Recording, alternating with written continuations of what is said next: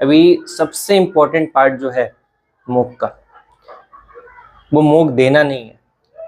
आपने मॉक दिया, आप रोज 5-5 मॉक दे रहे हो, रोज 4-4 मॉक दे रहे हो, रोज 2-2 मॉक दे रहे हो, कुछ इंप्रूवमेंट नहीं होगा जब तक कि आप उसका एनालिसिस ना करो।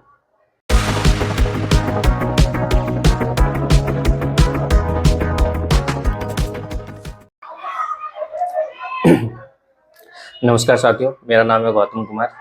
मैं CGST इंस्पेक्टर हूँ, CGL 19 बैच से। उम्मीद है आप सभी बढ़िया होंगे और CGL 2024 की तैयारी में काफ़ी जोर शोर से लगे होंगे। जैसा कि नोटिफिकेशंस आ चुके हैं और इस बार वैकेंसी भी काफ़ी सही रहने वाली है, तो आप लोग किसी भी तरह का कोई कसर नहीं छोड़िएगा। इस वीडियो के माध्यम से हम जानेंगे कि आखिर मॉक टेस्ट के फ़ायदे क्या क्या होते हैं, किस तरीके से मॉक टेस्ट देना चाहिए। तो देखिए, मॉक टेस्ट जो है वो बहुत ही इंपॉर्टेंट फैक्टर है आपके सिलेक्शन के लिए, ना सिर्फ सिलेक्शन के लिए बल्कि एक अच्छा रैंक लाने के लिए भी ये बहुत अच्छा एक रास्ता है, एक माध्यम है। एक मॉक टेस्ट से आपको अपने लेवल का पता चलता है कि आप आखिर आप किस लेवल पे तैयारी कर रहे हो, आपको कितना इम्प्रूवमेंट की ज़रूरत है, आपको किन किन जो टॉपिक्स है उस पर ज़्यादा थोड़ा फोकस करने का नीड है। तो ये सब मॉक से के थ्रू ही पता चलता है। यानी कि ये आपका एक तरह से आपको क्रिटिसाइज करने वाला एक साथी, एक होता है ना एक कहावत की, वो दोस्त आपका सबसे सच्चा दोस्त है जो आपकी कमियां गिनाए। तो ये मॉक टेस्ट जो है वो आपका वही दोस्त है। आखिर मॉक टेस्ट होता क्या है? मॉक यानी कि आप वर्ड से पता चल रहा होगा, एक तरह से मतलब एग्जाम जो होता है उसका एक तरह से नकल, कि किस तरीके से एग्जाम होता है ना, वो उस चीज को फील करना। अभी क्या होता है कि मैंने भी पहले एग्जाम दिए थे। हालांकि मेरा ये CGL का फर्स्ट अटैम्प्ट था जिसमें मैंने सिलेक्शन लिया था, बट उसके पहले मैंने LDC वगैरह का भी एग्जाम दिया हुआ था। तो उसमें मैंने क्या नोटिस किया, जो कि बिना मॉक दिए मैं जब गया था फर्स्ट अटैम्प्ट में, पहला जो LDC का एग्जाम था, तो वहाँ पे जब कंप्यूटर में मैं जब बैठा तो मेरे हाथ कांपने लगे। मतलब लिटरली जो क्वेश्चंस मुझे आते थे वो भी नहीं बन रहे थे। तो इसलिए मॉक का इंपॉर्टेंस बहुत ज़्यादा होता है, क्योंकि आपको एग्जाम के मतलब वो जो क्वेश्चन आपके सामने आ रहा है, 100 क्वेश्चन है, उसको सॉल्व करने का जो एक एक्सपीरियंस होता है वो काफ़ी मायने रखता है। वो आपको एग्जाम में भी काम देता है काफ़ी। तो मॉक टेस्ट वही है कि जो आप एग्जाम देते हो उसी का एक तरह से प्रैक्टिस करना। इसका इम्पोर्टेंस क्या है?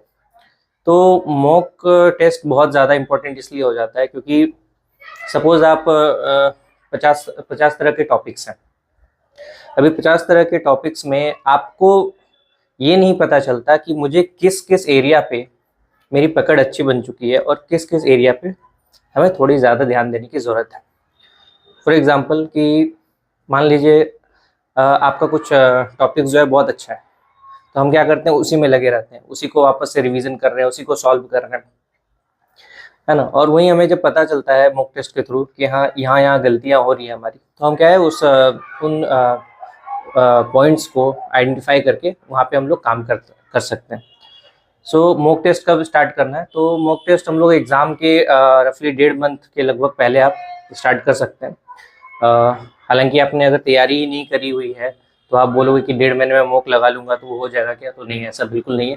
सबसे पहले आपका सिलेबस कंप्लीट होना चाहिए और उसके बाद एग्ज़ाम के 1.5 महीने पहले मॉक्स लगाने स्टार्ट कीजिए। प्रीवियस ईयर्स के मॉक्स लगाइए, प्लस बहुत सारे टेक्स्ट बुक वगैरह में लाइव मॉक्स वगैरह होते हैं। बहुत सारे तरीके से एप्लीकेशन है जहाँ पे मॉक्स होते हैं, वहाँ पे अपना परसेंटाइल वगैरह आप देख सकते हैं। तो मॉक्स लगाने से के टाइम में क्या क्या आपको ध्यान रखने वाली चीज़ें होती हैं कि सबसे पहले कम या ज़्यादा नंबर से बहुत ज़्यादा अफेक्ट नहीं होना है। कि अगर मॉक में अगर बहुत ज़्यादा मार्क्स आ रहे हैं तो बहुत ज़्यादा खुश हो गए, बहुत ज़्यादा थोड़ा कम मार्क्स आ गया तो थोड़ा डीमोटिवेट हो गए, तो ऐसा कुछ नहीं है। देखिए, मॉक्स अगर आपके बुरे जा रहे हैं, कोई मॉक आपका बुरा गया, तो उसे डीमोटिवेट होने का नीड नहीं है। रीज़न क्या है कि एक गलत मॉक जो है वो आपके कमियों को गिना रहा है। यानी कि अगर कोई मॉक में आपके बहुत ज़्यादा कम नंबर आए, यानी कि उससे आपको ज़्यादा से ज़्यादा आपकी कमियां पता चलने वाली हैं कि कौन कौन से क्वेश्चंस गलत हुए, कौन कौन से टॉपिक्स गलत हुए। वहीं अगर आपका मॉक बहुत अच्छा चला गया तो उससे क्या हो जाएगा? बहुत अच्छा मॉक चला गया तो उससे आपको कोई जॉब तो मिलने वाला है नहीं। लेकिन अगर एक खराब मॉक जाता है तो आप उसको इस तरीके से देखिए कि आपको आपकी बहुत सारी कमियां आज पता चलने वाली। तो इस कारण से कभी भी मॉक से डीमोटिवेट मत होइए, हमेशा पॉजिटिव रहिए। और मॉक में धीरे धीरे आप जैसे काम करते जाएंगे आपको इम्प्रूवमेंट दिखना ही दिखना है।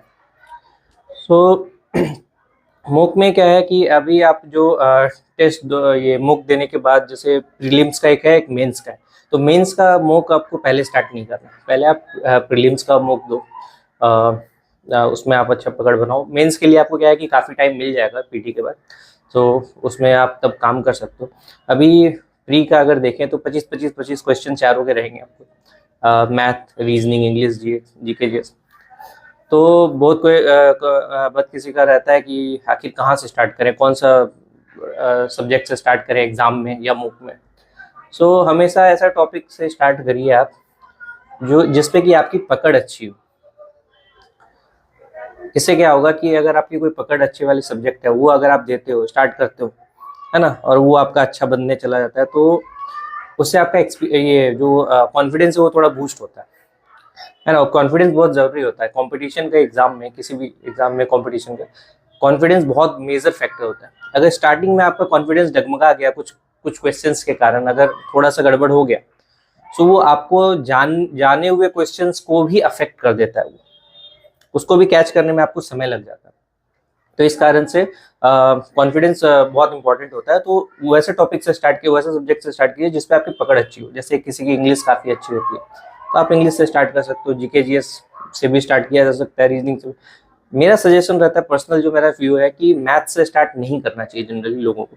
इसका रीज़न क्या है कि मैथ में अगर आपका बहुत अच्छा पकड़ है भी, तो कुछ कह नहीं सकते, कभी कभार क्वेश्चन ऐसे आ जाते हैं, है ना। वो सबके लिए आएंगे, हालांकि सिर्फ आपके लिए नहीं, लेकिन कुछ क्वेश्चन ऐसे आ जाते हैं जो कि आपको इंगेज कर देते हैं, बिल्कुल कंफ्यूज करके रख देते हैं।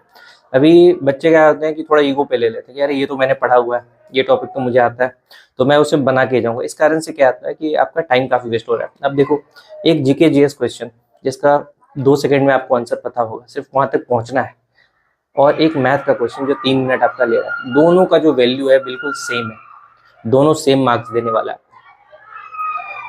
तो एक क्वेश्चन में टाइम वेस्ट करने के चक्कर में अगर आपका 3-4 क्वेश्चन अगर बाद में छूट जाता है जो आप बना सकते थे, ये बहुत बड़ा लॉस होता है। तो क्या होता क्या है कि आप रीजनिंग से स्टार्ट करो। रीजनिंग में क्या है कि अगर आप 25 में से जनरली लोग 15-20 तो प्लस कर ही देते हैं जनरली। रीजनिंग से स्टार्ट किया जा सकता है। सेकंड में आप जीके जीएस में आ सकते हो। जीके जीएस क्या है कि या तो आपको आता है या तो आपको नहीं आता है, उसमें ज़्यादा तो आइंस्टाइन वाला बुद्धि लगाने का नीड नहीं है, बस ये आता है ये नहीं आता है ऐसे करके आगे बढ़ते चले गए, ठीक है। थर्ड में आप मैथ ले सकते हो, या फिर सबसे लास्ट में मैथ लो। मेरे ख्याल से तो सबसे लास्ट में ज़्यादा बेटर रहता है। स्टार्टिंग का जो ये तीनों आप लोगे, फटाफट आपको सॉल्व करना है कि कम से कम समय लगे, और लास्ट में फिर मैथ में भी कैसे चलना है आपको, मैथ में भी क्वेश्चन सॉल्व करते रहना है। फर्स्ट गो में उन सबको करना है जो कि आपको अच्छे से आता है, जिसका आंसर जो कि हाँ ये पता है कि ये सॉल्व हो जाएगा, ये सॉल्व हो जाएगा, ये सॉल्व, जो थोड़ा सा टफ लगे थोड़ा उसको स्किप कर देना है लास्ट के लिए, है ना। फिर उसको बनाते बनाते मतलब एक टर्म में आप पूरा 25 के 25 क्वेश्चन तक गो थ्रू कर लेंगे, और जो जो सिंपल क्वेश्चन होंगे उसको सबसे पहले सॉल्व कर देंगे, और फिर वापस आएंगे और वैसे क्वेश्चन जो थोड़े थोड़े कॉम्प्लिकेटेड होंगे उस पर फिर काम करना स्टार्ट करेंगे। इस तरीके से क्या होगा कि आपका अगर कम समय भी बचा तो काफ़ी कम क्वेश्चन ऐसे रहेंगे जिसको आप विजिट नहीं कर पाए। इजी इजी वाले एटलीस्ट सारे आपके हाथ में आ जाएंगे, सारे मार्क्स पक्के हो जाएंगे। तो इस तरीके से आपको देना है। अभी सबसे इम्पोर्टेंट पार्ट जो है मॉक का, वो मॉक देना नहीं है। आपने मॉक दिया, आप रोज 5-5 मॉक दे रहे हो, रोज 4-4 मॉक दे रहे हो, रोज 2-2 मॉक दे रहे हो, कुछ इंप्रूवमेंट नहीं होगा जब तक कि आप उसका एनालिसिस ना करो। एनालिसिस बहुत इंपॉर्टेंट या सबसे इंपॉर्टेंट पार्ट होता है मॉक का। आप समझिए, आपने एक मॉक दिया है ना, ऊपर ऊपर से क्वेश्चन देख लिया, अच्छा ये नहीं बने ये बने, उससे कोई बेनिफिट नहीं होगा। वो मॉक आपका वेस्ट हो गया।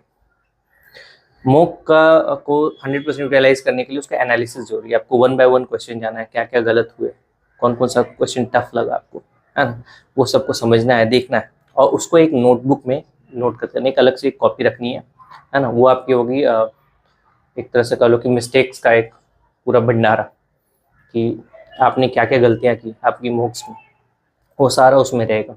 कुछ क्वेश्चंस आपको टफ लगे, उन क्वेश्चंस को भी उसको नोट कर लेना है, उसको सॉल्व कर लेना वहीं पे। फिर कुछ क्वेश्चंस ऐसे हैं जो कि आपको लगता है कि आप भूल जाओगे, आज आपको याद है लेकिन आप कल पक्का भूल जाओगे, परसों भूल जाओगे, 4 दिन में भूल जाओगे, वैसे क्वेश्चंस को भी लिख दो, और ऐसे मॉक आप देते जाओ, आप बनाते जाओ। तो लास्ट में क्या होगा, आपके पास एक नोटबुक आ जाएगी जो कि आपके मिस्टेक्स की होगी, पूरी गलतियों की नोटबुक एक तरह से।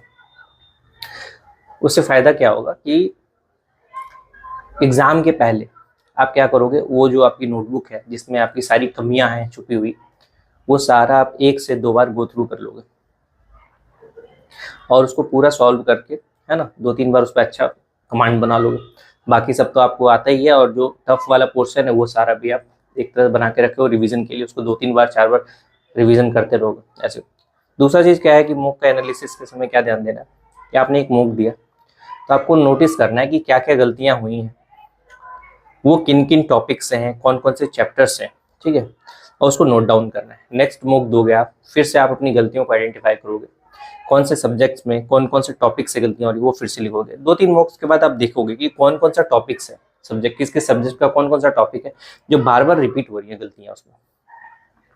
तो आपको वैसे टॉपिक्स आइडेंटिफाई करने हैं जिसमें कि आपको हर एक में गलतियां हो रही है, हर एक मुख में गलती हो रही है, मतलब अक्सर ही गलती आप कर रहे हो, यानी कि वो आपका जो टॉपिक है थोड़ा सा वीक पोर्शन। फिर वो ऐसे टॉपिक्स को आइडेंटिफाई करके आपको उन सब की क्लासेस लगानी है, अच्छे से उस पर प्रैक्टिस बनाना है, उस टॉपिक पे स्पेशल प्रैक्टिस करना है, और फिर उसका वो आपको जो कमजोरी है उसको दूर करना है। फिर आप जब ऐसे ऐसे करते जाओगे, ये सारा चीज़ एनालिसिस करते जाओगे, ये नोटबुक वाला रिवीजन करते जाओगे, तो आप पाओगे कि आपका जो मॉक्स का मार्क्स जो है वो बिल्कुल धीरे धीरे बढ़ना स्टार्ट हो जाएगा। एक सर्टेन टाइम के बाद ऐसा आएगा, मैंने जब मॉक देना स्टार्ट किया था मुझे 200 में 104 नंबर मिलते थे, और वहाँ से मैं खींचते खींचते खींचते खींचते काफ़ी ऊपर तक ले गया। तो यही स्ट्रेटजी थी जिसने मेरी हेल्प की मॉक के थ्रू ऊपर जाने में। आप एक बार बेसिक सिलेबस कंप्लीट करो, उसके बाद फिर मॉक में लगो, और मॉक में ये सब जैसे आप फॉलो करते जाओगे यकीनन आपके मार्क्स बढ़ेंगे, और वही फिर आपका कन्वर्ट होगा एग्ज़ाम में, और एग्ज़ाम में भी आपका सिग्निफिकेंट मार्क्स आपका बढ़ाएगा। सो यही था मॉक के बारे में, और इससे ज़्यादा तो मेरे ख्याल में अभी नहीं है। सो अभी आपको कोई डाउट वगैरह कभी भी हो तो आप कभी भी मुझे कांटेक्ट कर सकते हो, कभी मैं हमेशा अवेलेबल रहता हूँ आपके प्रॉब्लम्स के लिए, आपके क्वेरीज के लिए। सो सब्सक्राइब कर लीजिएगा, लाइक और कमेंट ज़रूर कीजिएगा आपको कैसा लगा ये वीडियो, और तब तक के लिए धन्यवाद, थैंक यू, जय हिंद। उम्मीद है CGL 24 के लिस्ट में एक नाम आपका भी हो। All the best.